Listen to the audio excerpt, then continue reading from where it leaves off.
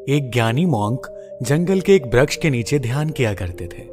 वे रोज एक लकड़हारे को लकड़ियां काटकर ले जाते हुए देखते। एक दिन उसने उस लकड़हारे को रोककर कहा, सुनो भाई, दिन भर लकड़ी काटते हो और उस लकड़ी को बेच के 2 वक्त की रोटी भी नहीं जुटा पाते। तुम जरा जंगल में थोड़ा आगे क्यों नहीं जाते? वहां आगे चंदन के वृक्ष का घना जंगल है। एक दिन काट कर ले जाओगे तो हफ्ते भर के खाने की व्यवस्था हो जाएगी।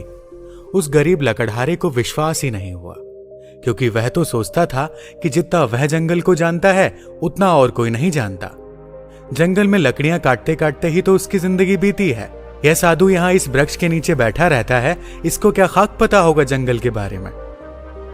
मानने का मन तो नहीं हुआ, लेकिन फिर सोचा कि नुकसान ही क्या है। कौन जाने, शायद वह सन्यासी ठीक कह रहा हो।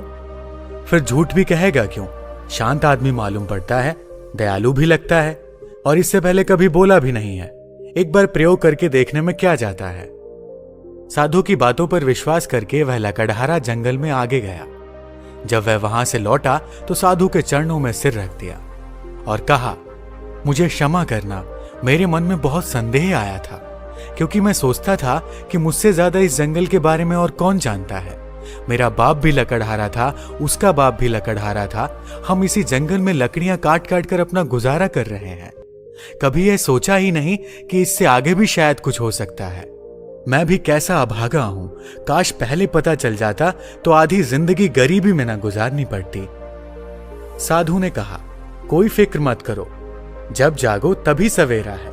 अब जाओ और जाकर चंदन की लकड़ियां काटो। अब उस लकड़हारे के दिन बड़े मजे से गुजरने लगे। एक दिन लकड़ियां काट लेता, 7-8 दिन जंगल जाने की जरूरत ही नहीं पड़ती। बाजार में उसकी इतनी कीमत मिल जाती जिससे वो अपने परिवार के लिए हफ्तों के राशन पानी का बंदोबस्त कर लेता।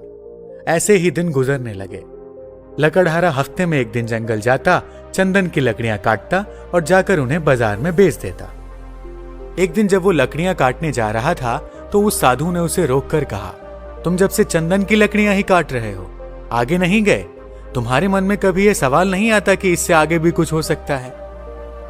यह तो मेरे मन में सवाल ही नहीं आया कि चंदन के आगे भी कुछ हो सकता है, लकड़हारे ने कहा। साधु ने कहा, चंदन के आगे जरा जाओ तो वहां चांदी की खदान है। लकड़ियां काटना छोड़ो, एक दिन ले जाओगे, 2-4 महीने के लिए हो जाएगा। अब तो वह साधु पर भरोसा करने लगा था। बिना कुछ सोचे समझे वह वहां से भागा। वहां जाकर उसने देखा तो वह हैरान रह गया। वहां तो सचमुच एक चांदी की खदान थी। वह खुशी से उछलने लगा। अब तो वह 4-5 महीने में एक बार आता, चांदी लेता और अगले 4-5 महीने आराम से रहता। ऐसे ही कुछ साल गुजर गए। एक दिन जब लकड़हारा चांदी लेने जंगल जा रहा था तो वो साधु उसे फिर से उसी पेड़ के नीचे मिला। उस साधु ने लकड़हारे से कहा, थोड़ा और आगे जाओ, वहां सोने की खदान है।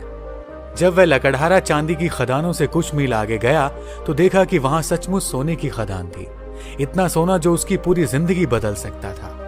सोने की खदान का पता चल जाने के बाद अब लकड़हारा एक बार सोना ले जाता और साल भर तक जंगल ही नहीं आता। उसकी जिंदगी बड़े आराम से गुजर रही थी। ऐसे ही कुछ साल गुजर गए। सालों बाद जब एक दिन वह लकड़हारा जंगल में सोने की खदान की तरफ जा रहा था तो उसे फिर वह मॉन्क मिला, जो कि एक पेड़ के नीचे बैठकर ध्यान कर रहा था। जब उस मॉन्क ने लकड़हारे को सोने की खान की ओर जाते हुए देखा तो बोला, तुम कभी जागोगे कि नहीं, या मुझे ही हर बार तुम्हें जगाना पड़ेगा? तुम्हें खुद अपनी तरफ से सवाल नहीं उठता? मन में जिज्ञासा नहीं उठती कि आगे जाकर देखें कि क्या है? लकड़हारे ने कहा, मैं भी मंद बुद्धि, मुझे ये सवाल ही नहीं आया। मैं तो समझा कि सोने से बड़ा और क्या हो सकता है, बस यही आखिरी चीज रही होगी। फिर साधु ने कहा, अरे भोले इंसान, सोने की खानों से आगे जा, वहां तुझे हीरे की खदान मिलेगी। जब वो वहां जाकर देखता है तो उसे अपनी आंखों पर भरोसा ही नहीं होता। वह सचमुच हीरे की खदान के पास था। अब तो वो एक बार हीरे ले जाता और कई सालों बाद वापस जंगल में आता। समय के साथ वह लकड़हारा भी बूढ़ा हो गया था। एक दिन जब वह हीरे लेकर जंगल से वापस आ रहा था तो उसी पेड़ के नीचे उसे फिर से वही साधु मिला। साधु ने कहा, अरे नासमझ, अब भी तू हीरों में ही रुक गया। अब तो लकड़हारे को बड़ी घमंड आ गई थी, क्योंकि वो बड़ा धनी हो गया था और महल माड़ियां भी खड़ी कर ली थी। उसने बड़ी घमंड के साथ साधु से कहा, अब छोड़ो भी, अब तो मुझे परेशान मत करो। अब हीरे के आगे भला क्या हो सकता है? उस मॉन्क ने कहा, हीरे के आगे मैं हूं। क्या तुझे कभी यह ख्याल नहीं आया कि यह आदमी मस्त यहां बैठा है जिसे पता है हीरों की खदान के बारे में, और वो हीरे नहीं भर रहा है। इसको हीरों से भी आगे, हीरों से भी बड़ा कुछ बहुमूल्य मिल गया है, तभी तो यहां निश्चिंत बैठा है। क्या तुझे यह कभी विचार नहीं आया? उस साधु की बात सुनते ही वह लकड़हारा रोने लगा और उस ध्यानी मॉन्क के पैर पकड़कर कहता है, मैं भी कैसा मूर्ख हूं, कभी सोच ही नहीं पाया कि जिसने यह सोने चांदी हीरे जवाहरात छोड़ दिए उसके पास जरूर इन हीरे जवाहरातों से भी बड़ा धन होगा। मैं जानना चाहता हूं कि तुम्हारे पास वह कौन सा धन है जिसके सामने इस दुनिया की सारी दौलत छोटी है। लकड़हारे की बात सुनकर साधु कहता है, वही तो मैं तुम्हें बताना चाहता हूं, उस धन का नाम है ध्यान। लकड़हारे ने कहा, लेकिन मुझे तो ध्यान करना ही नहीं आता। साधु ने कहा, ध्यान करना बहुत सरल है। बाहर का धन तो बहुत इकट्ठा कर लिया, अब जरा भीतर की ओर मुड़ जाओ और आराम से बैठ जाओ, फिर देखो कि तुम्हारे अंदर क्या चल रहा है। अगर कोई अनुभव हो तो उसे पकड़ो मत, बस देखो। हो सकता है तुम्हें परमात्मा मिले, लेकिन तुम्हें उन्हें भी नहीं पकड़ना है। तब तक देखते रहो जब तक कि सभी अनुभव, सभी विचार शांत ना हो जाएं। मगर ध्यान रहे, जबरदस्ती किसी भी अनुभव को करने की कोशिश मत करना। इस विचार को खत्म करने का प्रयास कभी मत करना। जब कोई अनुभव ना रहे और कोई विचार ना रहे, तब तुम निर्भीक होकर समाधि में स्थित हो जाओगे। फिर इधर उधर नहीं भटकोगे और तभी केवल शून्य होगा, और उस शून्य में ही जलता है बोध का दिया, आत्मज्ञान का दिया। ध्यान करने के लिए एक चीज जो सबसे महत्वपूर्ण है वो है धैर्य।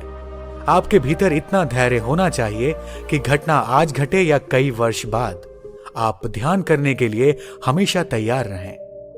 दोस्तों, यदि आपको शुरुआत में ध्यान करने में प्रॉब्लम आती है तो आप सिर्फ 5 मिनट के अभ्यास से शुरू कर सकते हैं। अगर 5 मिनट भी नहीं कर सकते तो 2 मिनट से शुरू कर सकते हैं।